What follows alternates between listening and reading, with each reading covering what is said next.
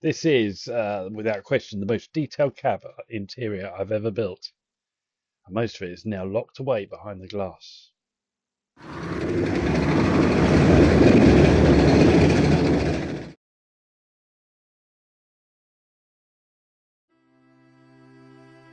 So, having built all the sub-assemblies for the cab, I've laid them out on masking tape, just so they're all firmly held down, ready for priming with VMS black primer.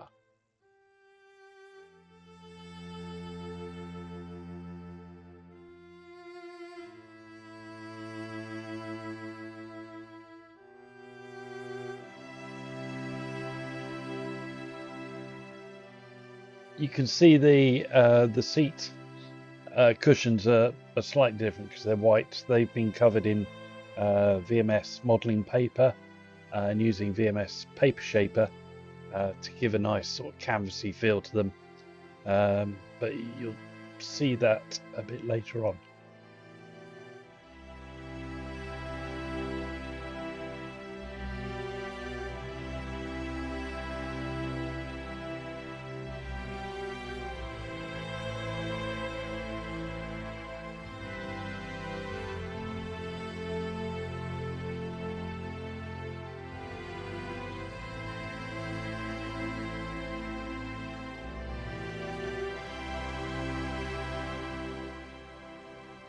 So I had a look through my shelf of models that I've built, and this is the first one I've done in US olive drab. Certainly for a long time, if not ever.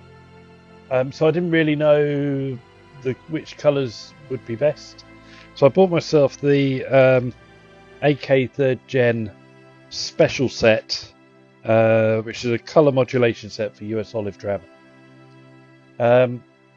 So it comes with 4 paints, and they work really nicely together. So this is the base going down, which is number 9 olive drab, and this will be the shadow layer in the darkest depths of the cab, so in the footwells and that sort of thing. But I did everything in this colour, and then we can build up the highlights afterwards.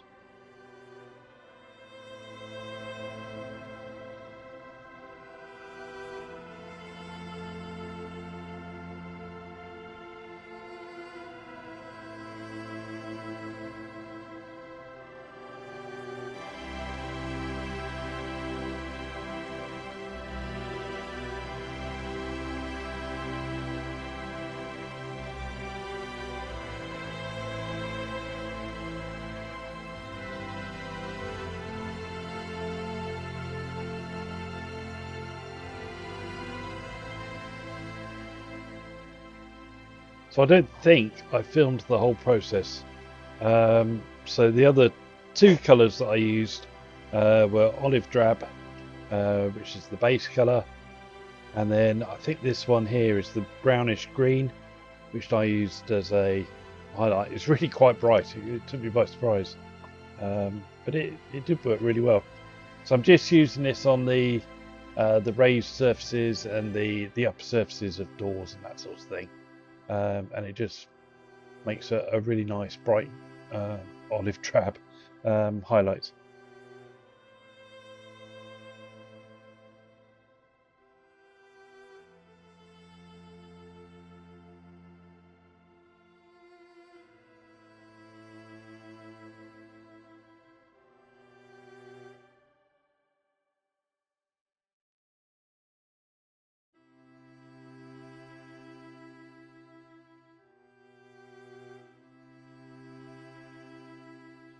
Now the final paint in the box was APC Interior Light Green, which I think they intended you to use as a highlight, but I'm going to use it for my initial round of chipping.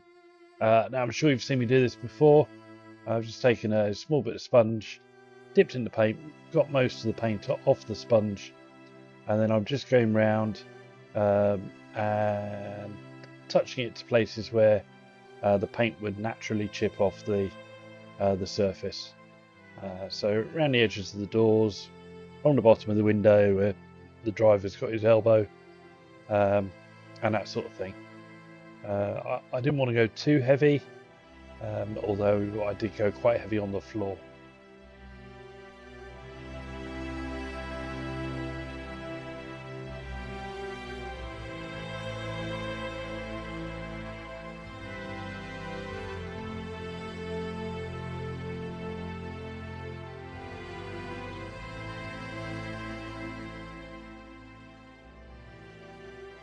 And then the second process of the chipping is with German camouflage black brown, which just with a fine brush, I'm just going to put some random chips within the boundaries of the previous bright colour.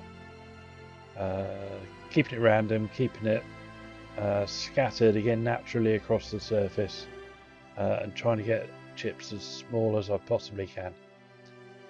Although joining them together where there is a bigger patch of the lighter paint beneath.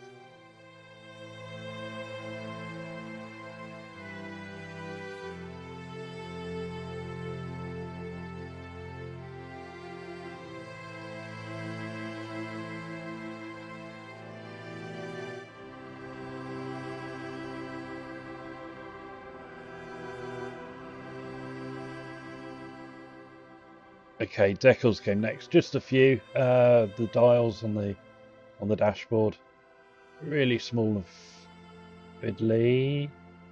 Always make sure you're holding on to the model so it doesn't go for a walk. Just putting them in with a brush, and then trying to get them into the right place. Yeah, quite fiddly that bit.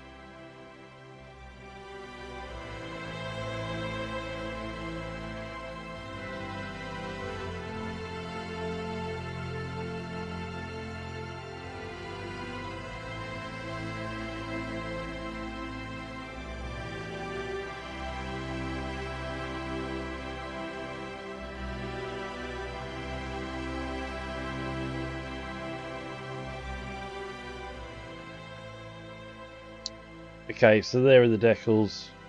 I think they came out okay. I think they're just about straight. You're not going to see them anyway, but I know they're there. Okay, so the final stage of just the standard weathering. It's just a quick pin wash. There's not too much detail on these parts, but it just needed something just to lift it, and to provide a bit of a break up to the surface.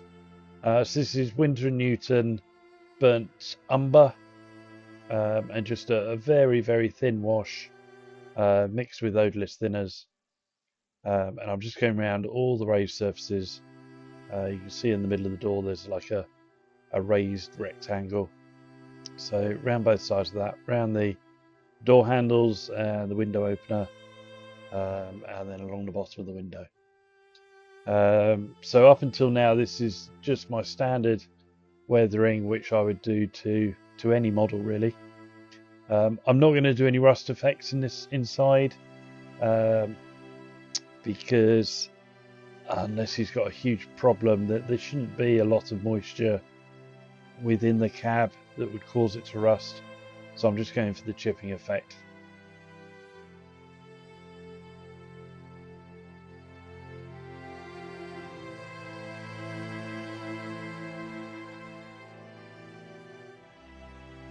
And then once that's been allowed to dry a little bit, I'm just going to go through with the odorless thinners, and just get rid of the tide marks or where I place the brush to put the oil paint down, and just tidy it up a bit, and just blend it to give a bit more of a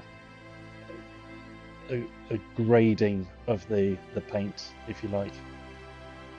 On the left there you can see a little toolbox that is going to go inside, and that's the only part of the cab that is going to be rusty, and that's going to be very rusty.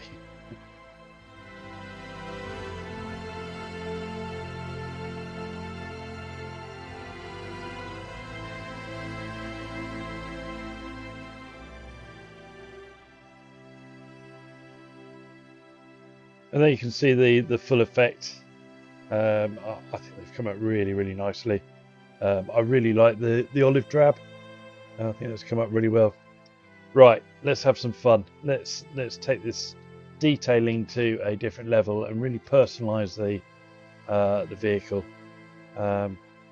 So I did some searches online and found some pictures that I could use just to, as I say, personalize the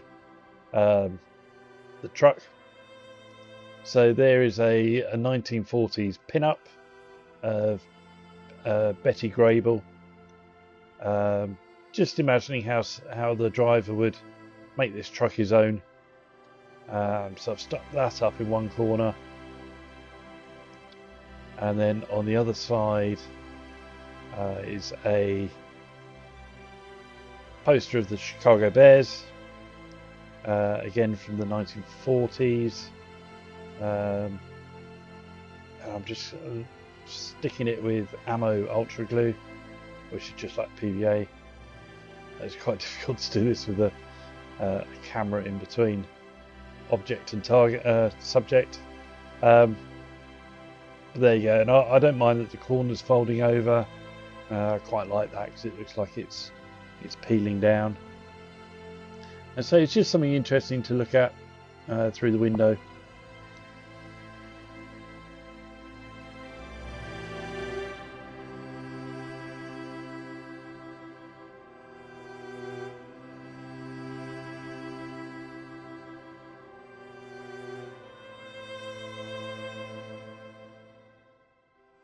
Then I thought, do you know what else this needs? I think I don't know why I tried this. This was so difficult. You can see it splitting already. I think this needs his dog tag hanging from the rear view mirror. So I've used some very fine copper wire, a little bit of offcut of brass photo etch.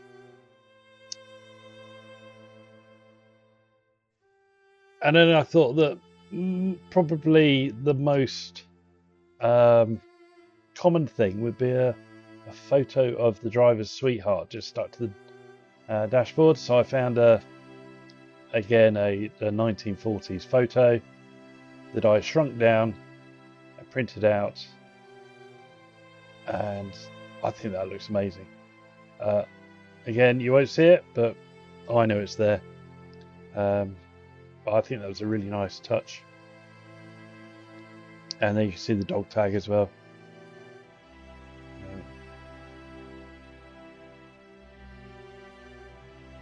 Okay, here's the rusty toolbox going in.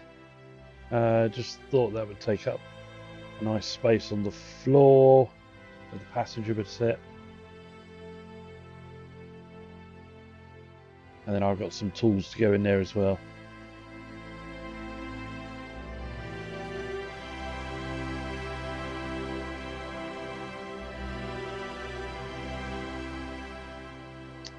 Okay, so just about there, I think. So that's the front of the cab.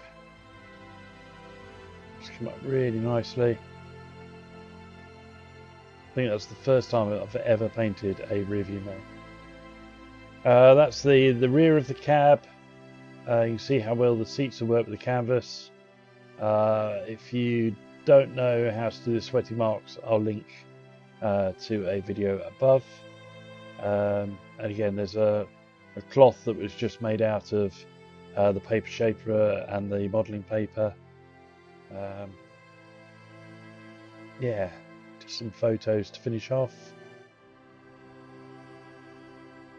I think it's come out really well. What do you think? Let me know in the comments.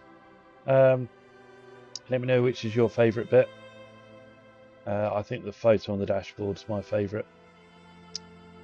And then there it is, all put away in the cab. So unless you get really, really close, you're not going to see it. I am going to leave the driver's door open just to give the people the opportunity to see it. You can see a bit through the door. But yeah, so there you go. That's the end of this one. Join me next time when hopefully we're going to be putting the rear cargo bed together and doing some crazy rust effects. Thanks for watching. See you soon. Bye.